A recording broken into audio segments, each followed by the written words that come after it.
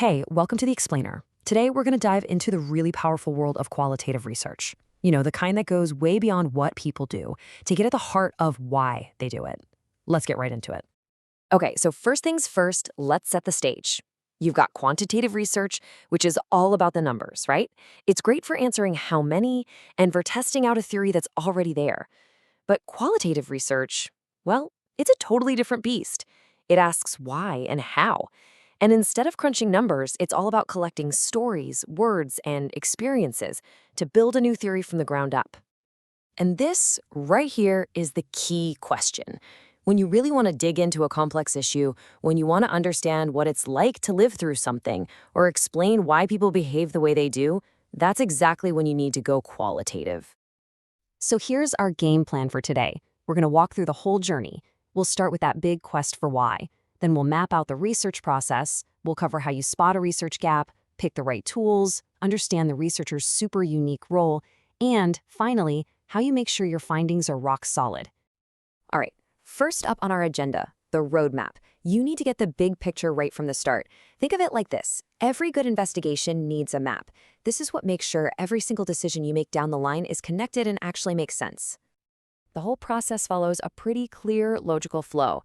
You kick things off by finding a problem, a gap in what we know. From there, you figure out your purpose, choose your design, and, this is a big one, you acknowledge your own role in the process. Then, of course, you analyze the data and get to that crucial final step, making sure your findings are totally trustworthy. So, where does this whole journey even begin? Well, it starts with finding that gap.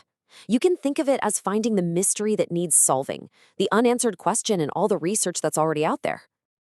One way to find a gap is through what's called confusion spotting. This is when you're reading up on a topic and you realize, hey, wait a minute, these experts are saying completely opposite things. That disagreement, that's your opening. It's your chance to jump in and figure out what's really going on. Then there's neglect spotting.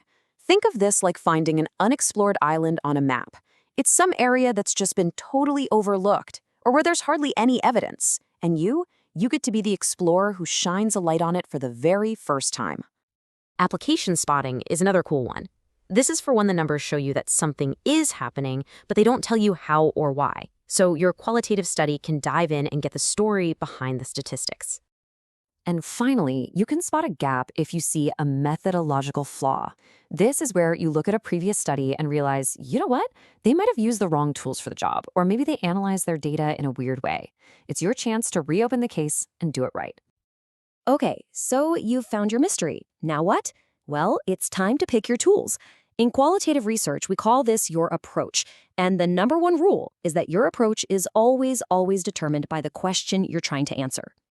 Now, there are a bunch of approaches out there, but let's just look at three really common ones. If you want to understand a lived experience, what is it like to be a first-generation college student? You'd use phenomenology.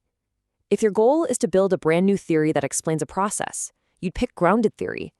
And if you need to do a super deep dive into one specific situation, a case study is going to be your best friend. Let's make this totally concrete. Imagine you're studying mental health stigma in Ghana. A case study would let you get an incredibly rich, in-depth understanding of that specific context. But if you wanted to build a theory explaining how that stigma actually influences people's behavior, well, then you'd use grounded theory. See? The question always shapes the tool. And now, for what I think is one of the most fascinating and maybe mind-bending parts of qualitative research. The single most important tool in this entire process isn't a survey, it's not a computer. It's you, the researcher. This is a massive shift from other types of research. Your perspective, your background, your personal biases, they aren't seen as some kind of contamination you need to get rid of. Nope, they're acknowledged as part of the lens through which you see the world. So the goal isn't to be perfectly objective. It's to be totally transparent about your perspective. Look, being the main instrument means you have some pretty huge responsibilities. You have to be incredibly self-aware. You have to work hard to build trust so people will share their real stories with you. You have to be so careful to separate what you're actually observing from what you think about it. And above all, you have to pay relentless attention to context. All right, we're on the home stretch. Our sixth and final step, making your findings credible. You've collected the stories, you've analyzed everything. Now you have to convince everyone that what you found is trustworthy. It's time to build an airtight case. In the qualitative world, we don't really talk about things like validity in the same way. Instead, we have these three key checks. First is credibility, which just asks, do my findings actually reflect what my participants told me? Then there's transferability, which asks, could these insights apply to another similar situation? And finally, dependability. Is my process so clear that someone else could follow my steps and come to similar conclusions? And here's the beautiful part. This all ties together. How do you achieve all this? You do it by building that trust with your participants, by providing what we call a thick, rich description of the context, and by documenting your process so transparently that another researcher could literally audit your every move. And that brings us right back to where we started, doesn't it? Qualitative research exists to answer this very question. It gives us the tools to really listen, to understand context, and to uncover those deeply human stories that live behind every single statistic and data point.